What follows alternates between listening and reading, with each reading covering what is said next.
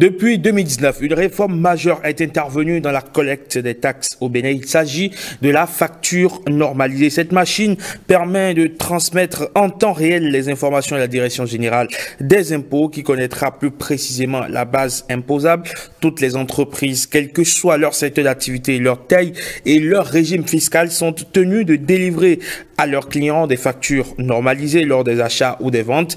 Elles comportent des mentions obligatoires et des éléments de sécurité dans un QR code introduit par le fisc. Une fois émise, la facture est transmise instantanément au serveur des impôts. Les factures peuvent être aussi délivrées grâce à la plateforme IMSF, ce qui a d'ailleurs permis de booster et d'élargir les recettes fiscales du Bénin. Et c'est ce que nous allons voir, bien sûr, dans cette chronique. On s'intéresse au rôle de la plateforme IMSF dans l'élargissement de l'assiette fiscale. Et pour en parler, Fidèle Elidji, économiste, bonjour et bienvenue. Bonjour. Comment allez-vous? Je vais bien. Merci d'avoir accepté notre invitation. Merci. Avant donc de faire les échanges sur le plateau, on va voir ce reportage que nous propose Marcel Arrossi, bien évidemment sur les factures normalisées. Chez nous, c'est systématique. Comme vous pouvez le voir, dès que la vente est validée, le ticket sort automatiquement. Au Bénin, l'administration fiscale, dans sa volonté de maintenir la dynamique de modernisation économique entamée depuis 2016, s'est vue obligée de renforcer ses capacités pour réduire les mauvais comportements fiscaux. Bienvenue au système de facturation électronique normalisé. Après le principe retenu par le Conseil des ministres du 27 septembre 2017, les lois de finances à partir de l'exercice 2018 ont acté cette réforme déjà mise en œuvre dans plusieurs pays du monde.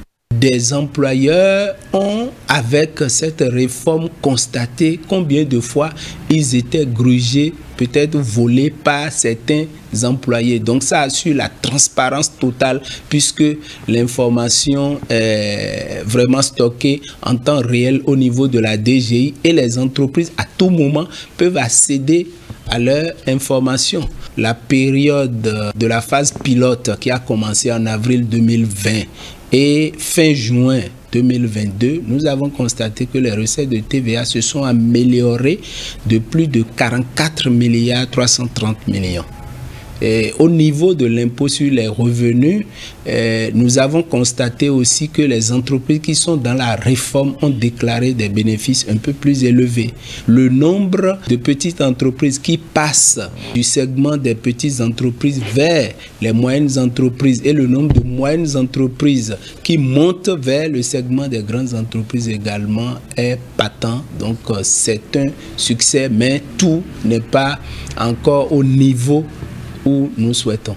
Quand la machine de facturation électronique normalisée tombe en panne, les agents techniques de la DGI ne sont jamais loin. En même temps, ils interviennent et là, on régularise la situation. Parce que comme un supermarché, tout est à base de factures normalisées. Ils arrivent rapidement et on continue.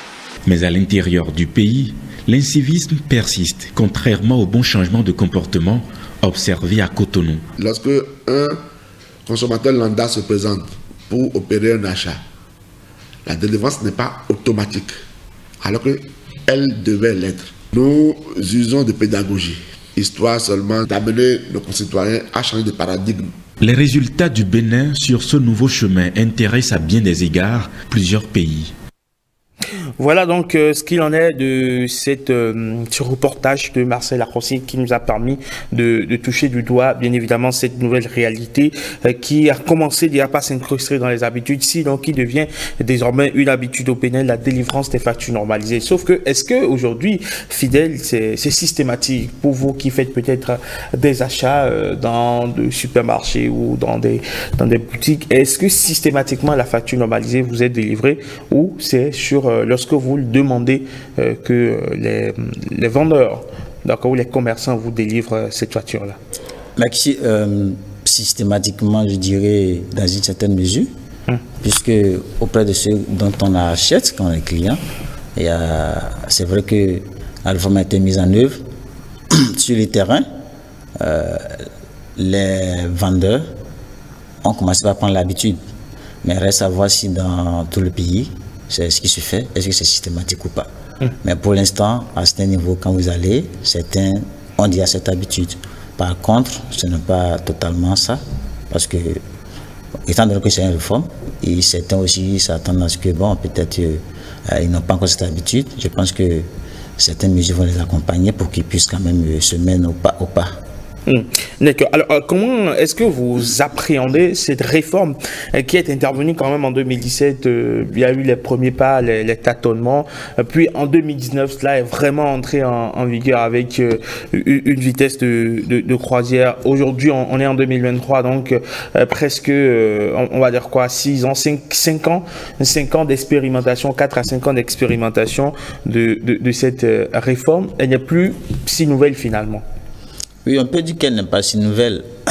Ici, nous sommes ici dans un domaine purement économique, puisque lorsque les agents économiques achètent, on va devenir une facture. Parler de 6 ans, tout à l'heure j'ai parlé de la notion d'habitude, parce que c'est vrai que les agents économiques ont un matériel tel que le téléphone, par exemple, pour pouvoir se connecter sur la plateforme. D'autres également ont l'appareil du ministère qu'ils ont à leur niveau. La question est de savoir est-ce que la sensibilisation qui a été faite pendant tout ce temps, il y a eu des avancées, c'est vrai. Mais au niveau de la population, je pense que le coin peut reculer. Tout à l'heure, dans l'élément qu'on a suivi, il y a encore des cas de figure à voir. Alors, dans son intervention, le DGI, le directeur général des impôts, disait tout à l'heure qu'entre 2017 et 2022, pour le compte de l'expérimentation de cette réforme, il y a quand même une augmentation de 44 milliards, de plus de 44 milliards donc, dans l'assiette fiscale. Tout ça échappait auparavant au fisc. Oui. Tel que le DGI l'a dit, je pense que c'est une évidence, étant donné que l'État, de façon caricaturée, c'est cette entité qui a été mise en place par les agents économiques et doivent mettre à la disposition de l'État les moyens financiers pour réaliser les besoins de l'existant tels que les routes, les infrastructures consorts. Et donc, c'est à travers le paiement des impôts et taxes. Et donc, s'il y a eu augmentation, cela suppose que, en partant des dispositions de l'article 162 bis et 1084-40 qui exige à ce que tout acteur économique, que ce soit personne morale physique, puisse utiliser la facture normalisée, ce qui veut dire qu'il y a un élargissement du nombre de personnes qui se régularisent par rapport à la facture. Qui pas d'élargissement veut dire ici qu'il y a le paiement des taxes parce qu'il y a le suivi. Dans ce cas d'espèce, il doit nécessairement avoir un accroissement. Et donc par rapport à cet accroissement de 44 milliards qui a été donné, je pense que c'est des entrées de fonds, je peux dire, supplémentaires par rapport à ce qui se faisait auparavant avec la MECEF, puisqu'il y avait un système qui n'était pas digitalisé entre-temps. Donc du coup ici, avec ce système-là, ça permet de pouvoir recenser même ceux-là qui n'étaient pas habitués à déclarer les factures. Et cela permet également à l'État de pouvoir augmenter l'entrée des recettes fiscales. Je pense que c'est ce qui justifie un peu cet accroissement. Il y a plus d'agents économiques qui, une fois enregistrés, payent leurs impôts. Est-ce que vous pensez qu'avec l'IMECEF, justement, oui, cela a permis de booster encore davantage je veux dire, ces taxes que l'État perçoit donc, sur les agents économiques? Oui, comme je l'ai dit tout à l'heure, il y a eu un accroissement du nombre d'agents économiques qui déclarent maintenant à travers la facture. Et cette déclaration veut dire qu'ils payent les impôts par rapport à la facture. Parce que lorsque vous achetez, le fait que le vendeur vous établit la facture, ou même si c'est une prestation de service, vous avez la facture, et là, ce qui fait que automatiquement le système informatique au niveau du ministère du Commerce et des Finances, précisément DGI, il y a la traçabilité, la fiabilité des informations, ce qui permet de voir à peu près les agents économiques qui contribuent à cet accroissement des recettes de l'État. Voilà. Et il y a, on a commencé par le dire, c'est réfractaire à la mesure. Quand on parle, on se rend compte que 44 milliards ont pu être récoltés entre 2017 et 2022 grâce justement à la mise en place de cette réforme. On se dit quand même que l'État, pour les grands chantiers justement qu'il est en train d'entrevoir et qu'il est en train de consolider pour le développement du pays, devrait pouvoir être aussi regardant qu'il est dans les grandes villes, dans les grandes métropoles comme Cotonou, Porto Novo, Parakou, où la pratique de la facture normalisée a commencé justement par être ancrée dans les habitudes. Oui, je pense que nous parlons d'habitude et lorsqu'il y a la loi, il faut suivre aussi la mise en œuvre de la loi. Et ce qui voudra dire que ceux qui sont réfractaires ou ce manque à gagner entre-temps que l'État n'avait pas, qui aujourd'hui, à travers le système A, petit à petit, ça rentre dans les habitudes des agents économiques. Parce qu'aujourd'hui, vous achetez et vous demandez la facture, ils sont obligés de vous délivrer la facture. Si vous ne demandez pas, bon, ils peuvent ne pas le faire. Mais certains citoyens se sont déjà corrigés. L'espoir est qu'il faudrait qu'avec le temps, au-delà des incitations à travers la loterie Tombola, par exemple, où les gens sont motivés parce qu'ils ont un gain, ils sont obligés de réclamer facture parce qu'ils ont un intérêt. Voilà. Donc je pense que au-delà de ça, il faudrait qu'il y ait aussi d'autres éléments pour pouvoir accompagner les agents économiques pour que plus ils soient beaucoup plus facilement qu'ils aient déclaré et puis voilà qu'ils exigent la facture. Voilà. Justement, on se rend compte que la facture n'est pas toujours délivrée systématiquement. Pourquoi ce vice donc des vendeurs? Bon, parler de vice des vendeurs, moi je pense qu'il y a ce qu'on appelle aussi une éducation de la fiscalité. Il faut, voilà, l'éducation de la fiscalité qui amène ces derniers à savoir que c'est un devoir, c'est une obligation, il faut respecter. C'est un élément. Aussi, les clients qui y vont, aussi qui soient en mesure de réclamer. Et aussi les mesures qui consistent quand même après sensibilisation et autres, à voir un peu comment est-ce qu'il faut contrôler un peu ceux-là qui sont les réfractaires, ceux qui refusent d'appliquer, parce que si vous refusez de délivrer la facture normalisée, cela suppose que vous refusez d'appliquer la loi. Et si vous n'appliquez pas la loi, quelles sont les sanctions éventuelles? Est-ce qu'il y a des avertissements? Est-ce qu'il y a étape de sanctions, étape de fermeture? Bon, je pense que la loi pourra définir un peu les éléments pour amener. Encore que c'est une question d'habitude, il faudra aussi un peu de temps pour que les gens puissent quand même se mettre ou pas. Alors, on parle quand même de 5 ans d'expérimentation. Oui. L'État a quand même été très large dans ce qu'on peut désormais appeler dans la clémence.